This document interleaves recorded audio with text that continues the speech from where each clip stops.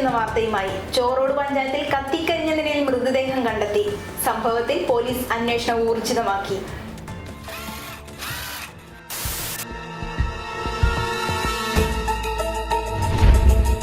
വടകര അഗ്ലോത്തുനട ശ്മശാന റോഡിന് സമീപം ആളൊഴിഞ്ഞ പറമ്പിൽ കത്തിക്കരിഞ്ഞ നിലയിൽ മൃതദേഹം കണ്ടെത്തി. കുരിക്കിലാണ് താമസിക്കുന്ന വൈക്കലശ്ശേരി റോഡ് കുറ്റിക്കാട്ടിൽ ചന്ദ്രന്റേതാണ് മൃതദേഹം. രാവിലെ പാല് വാങ്ങാൻ പോയ സ്ത്രീയാണ് ആദ്യം മൃതദേഹം കണ്ടത്. അഗ്ലോത്തുനടയിൽ പൊക്കം കുറഞ്ഞ മതിലിനോട് ചേർന്നാണ് മൃതദേഹം കാണപ്പെട്ടത്. ശരീരത്തിന് നല്ലൊരു ഭാഗവും കത്തിക്കരിഞ്ഞ നിലയിലാണ്.